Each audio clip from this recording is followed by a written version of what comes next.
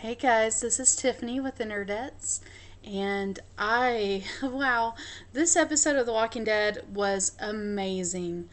I, I have some favorite episodes of Negan, but this would probably easily be in my top two episodes I've ever seen that are more Negan centric. So, wow. I know a lot of my friends and acquaintances, people I talk to about the different shows that I like. A lot of them have actually, kind of given up on Walking Dead and fallen off the wagon, so to speak. Just, it is, I mean, season 8, so a lot of people got tired of it for one reason or another and aren't watching anymore. But this episode, it's called The Big Scary You. And oh man, what an episode, guys. I mean, basically, where do I even start? We'll just kind of talk about it in order with the episode. So it starts off with Gabriel praying, and of course, it goes back to him in the kind of like trailer or whatever it is with Negan, and he's praying, and it goes to a flashback, and it shows when, because obviously now we know that that Gabriel and Negan are together, and we don't know what led up to Gregory walking out with Negan. So it does flash back to that where Gregory's meeting with Negan. He's at this table with Negan, Eugene, Simon, all the people with the sanctuary, and basically telling them, that he's still the head honcho of Hilltop, which we know is not true, and that they'll listen to him, and that he will convince them to side with the saviors. Well, obviously, as they know and as their intel tells them that they've had, that's not the case, that they're listening to Maggie. So basically, that's when this title comes into play, because Gregory starts talking about the big scary U, which is the unknown. The U stands for unknown. And, we don't really know what's going to happen. And like Negan kind of echoes that. He's obviously, everybody's very skeptical. And Negan, like, Gregory talks about how, oh, well, I know you don't like to kill people, but, and Negan's like, no, I like to kill people. But at the same time, he's like an antithesis. And this is what, like, with Negan, which, I mean, it makes sense in a weird, twisted way, but he is, like, the epitome of, like, an antithesis of a person. So, because on one hand, he's like, I love to kill people at the right time, in the right situation, and he gets angry. Like, I'm telling you, I got chills. Like, I literally had goosebumps, because when he got angry, it was like a whole nother person. Like, I mean, we've seen him with Glenn and Abraham when he got angry, but even then, it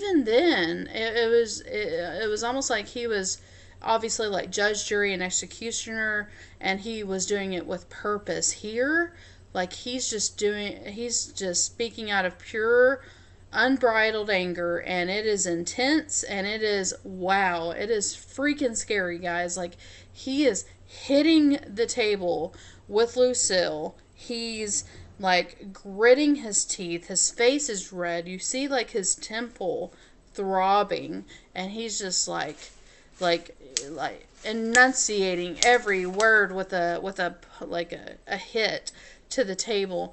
And he's like, people are a resource, talking about how we can't kill people because, like, they're talking about, because they're a resource. So yeah, and he even goes as far as to say, who the hell do you think you're talking to? And it just like, my hair was standing on end on the back of my neck. I got chills and goosebumps, and it was intense. Like, holy hell. I've seen Negan intense, but this was a whole nother level of intensity. So but basically, fast forward again back to him and Gabriel in the trailer, and he pushes down Gabriel, like lunges at him. He takes his weapons. They start talking. Gabriel admits he fears pointless death most of all. Sorry, my dog's being weird. What are you doing, buddy? But anyway, sorry. But yeah, Gabriel admits he fears a pointless death, and he ends up telling Negan that he believes he's there to take his confession. That's what his purpose here. So it goes back to the Rick and Daryl. They've obviously overtaken this guy in the Jeep. He's laying on the road, dying, bleeding out, and he tells them about Carol and Ezekiel. And so they don't know. They believe they might be dead. So they don't know for sure. But so now that Negan is kind of out of the picture because they don't know if he's dead, Sanctuary doesn't. They're holding a meeting. And Simon is the one that is running this meeting. And of course, he has Eugene and Dwight and everybody in there. And they're talking about what happened. They think that Negan is dead. They don't want to tell people right away because, as they say, I'm Negan. So they want to carry on his plan, his legacy, even if he is dead. And they also, at the same time, he talks about finding the mole because obviously, they knew what was going to happen. They knew what was going to go down. And they planned this so perfectly. So there has to be a mole. But Dwight, because of, obviously we know it's him, people are automatically suspecting Eugene because he came from Alexandria. So they automatically, suspect him as the primary candidate. But Dwight, because it was him, tries to and successfully diverts Simon's attention, to the issue at hand that they need to continue on and try to figure out what to do in their situation. So, but anyway, basically, Eugene actually meets with Dwight afterwards and thanks him. And I don't know, Eugene's very smart. I don't know if he maybe knows that what Dwight is doing or has done. I don't know if maybe he suspects. Who knows? But as we know, Eugene is very smart. So who knows what he can tell and suspects or what have you. So, but basically, it goes back to Eugene and as he's exiting the room, and he almost looks like he might. I don't know if he's going to side with Dwight or what he's going to decide to do, but we'll see. But yeah, it goes back to Negan, and he's, I believe in the comics, he was a coach. And he's actually talking to, he doesn't say that in this episode, he actually tells Gabriel that he used to help children. And, he almost equates it to having to deal with them harshly so that they learned a lesson. So that, I guess that's how he dealt with them. I'm not really sure. But Gabriel talks about his interactions with his wives, how he, he's bringing up every action that he has observed with Negan. And he's like, you make these people, the workers, you hurt, you put them out there and you're torturing them. And Negan justifies it, well, they do it for a reason, either work or, you don't get to be taken care of, and be under the protection. And Gabriel brings up the fact that he has multiple wives, and he's like, you're forcing these women to marry you. And Negan's like, no, they all have a choice, but I mean, really, of course, what kind of choice is it really when you get down to it? But nonetheless, Gabriel asks him that question that we kind of knew was coming if you've read the comics. He asks him about his first woman, the first one that was his true woman, and this change overcomes Negan. You can tell he does not want to talk about it, and it really affects him in this profound way to even think about it. So much so that I actually thought he killed Gabriel, because you see him take Lucille and just start bashing something in the head. And I mean, the last I saw, Gabriel had been thrown to the ground, and I mean, zombies are trying to get in, but I legitimately thought that Gabriel had just been killed by Negan because Negan got mad. But we learn later that's not the case. But anyway, it goes back to Daryl. I mean, this episode is full of a lot of interesting kind of twists where Daryl's really wanting to blow up Sanctuary. They go back and find the TNT left over from when they took out that horde of zombies, with the cars on the road side by side and all that. So they dig up the rest of their TNT, and Daryl tells Rick he wants to blow up Sanctuary and just, be done with it. And Rick doesn't want to do that. They get in an argument, and Daryl hits Rick. And they have a scuffle, and Rick throws the TNT, and it blows up. And once it catches fire, luckily they kind of get away from the majority of the blast in time. I'm sure they're still kind of beaten and battered from the kind of effect of it, because it does throw them quite a bit. But I mean, it blows up. So anyway, Negan actually we see him talking to Gabriel, so we know it wasn't Gabriel who got bashed. It was actually a zombie. But he does talk about his first wife, and he talks about how he lied to her and he cheated on her. And he's like, I lied, I cheated on her, or basically messed around on her when she was sick. And, she got affected during the initial stages of the turning and the, people becoming walkers and stuff like that. And he said when the time came and she changed, his deepest regret was the fact that he couldn't put her down when it came time to do so, just because he couldn't bring himself to do that. And I mean, we've seen that, of course, throughout the series, when people have changed, especially loved ones, he obviously couldn't put her down. So Gabriel, after hearing this confession of sorts, comes out. He's in like a connecting room, or a closet or something. He comes out of it, and Negan just punches him right in the face. So, but I mean, it's kind of like they realize they have to band together.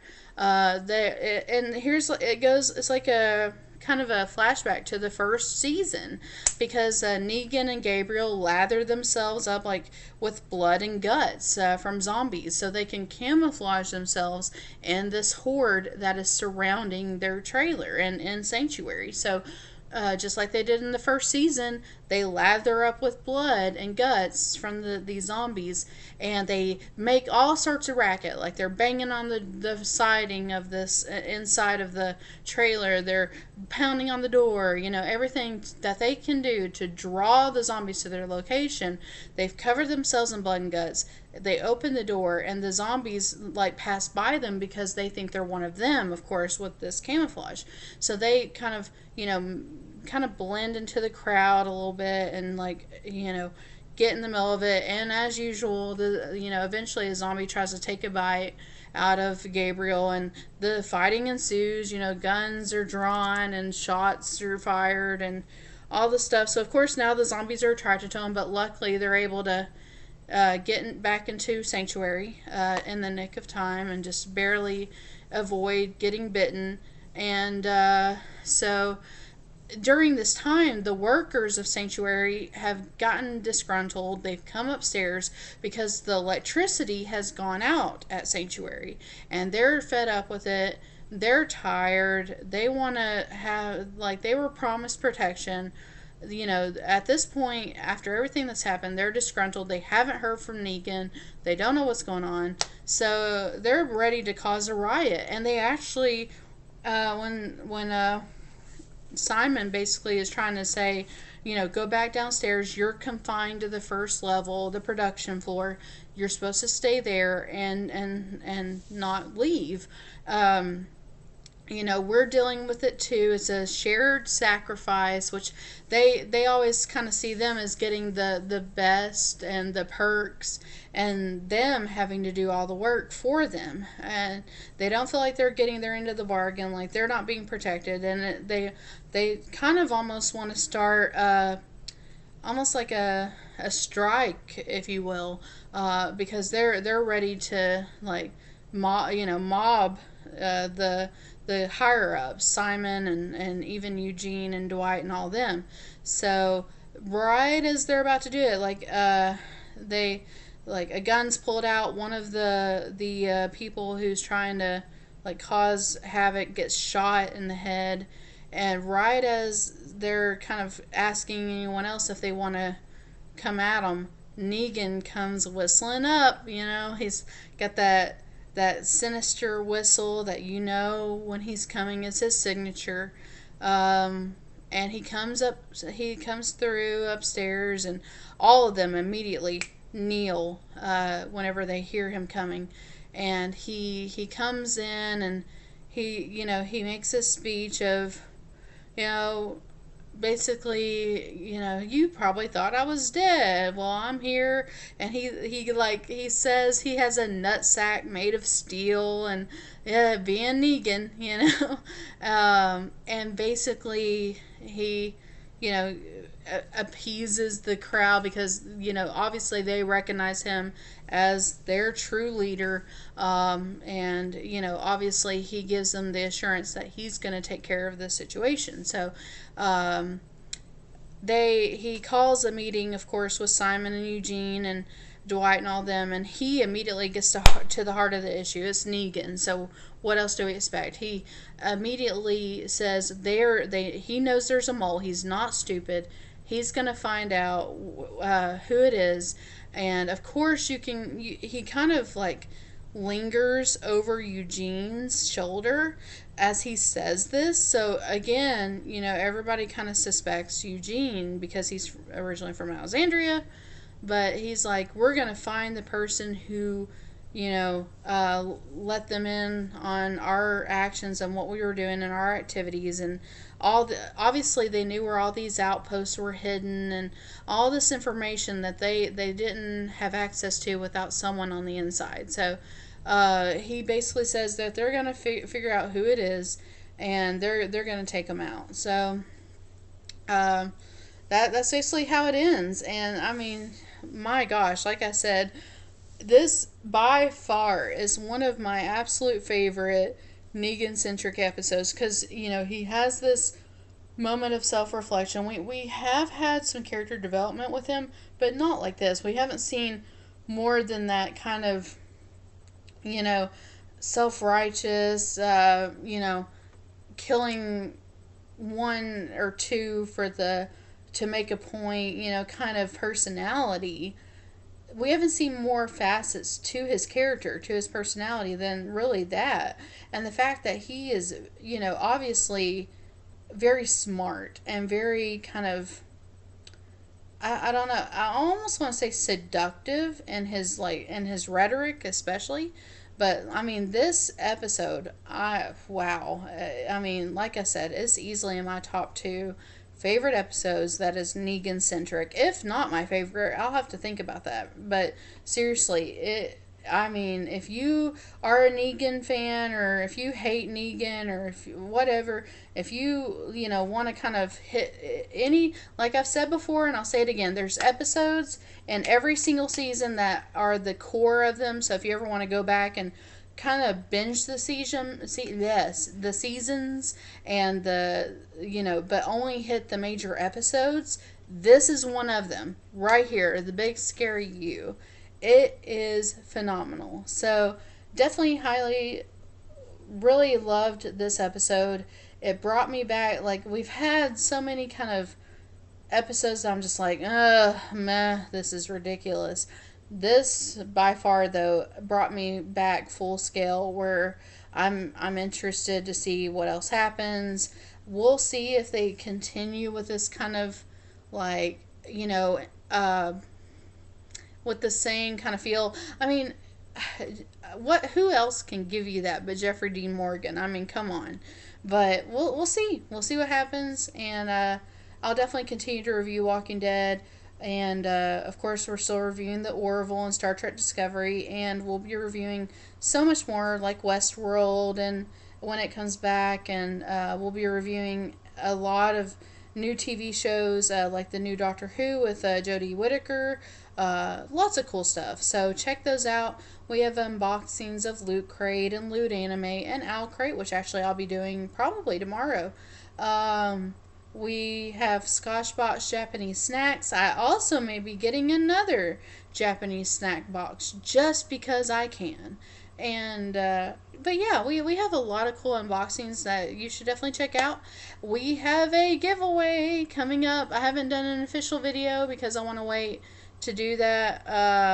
Probably Friday is when I'm going to do that. But basically, just so you guys know what's going on, we are giving away two big things, kind of ramping up for our there will be this giveaway and there will be one more giveaway before Christmas. So this giveaway is we're giving away a copy of Star Wars Battlefront 2 on a platform of your choice on where it's available, and a copy of Call of Duty World War II, again on a platform of your choosing, as it's available, and that's what we're giving away this giveaway. So we'll be making an official video for it and giving you all the details of when that giveaway will end, but that's definitely a big reason to go ahead and subscribe so you can see the giveaway. That's actually one of the things that you have to do to win, is subscribe to the YouTube. So I'd say go ahead and do that if you haven't already, so you can get in on that giveaway. We're also doing one more giveaway before Christmas, and this is our big one. We're giving away a console. I'm not going to tell you which one, not going to give you details, but we're giving away a type of gaming console. So if you want to check that out and possibly win, go ahead and subscribe so you can be one of the first. That last one is only going to last a week for that giveaway. So if you want to know what more about what it is, you want to possibly win it for yourself or for your kids or a loved one, spouse, whatever, go ahead and subscribe, because that's what you'll have to do to win. So definitely subscribe, please, and we really appreciate that so much. Thank you for your support. We also are on Facebook, so definitely feel free to like us on Facebook at facebook.com/thenerdettes. And again, thank you so much for watching. Hope to see you back again, and it was great talking to you guys. So, bye!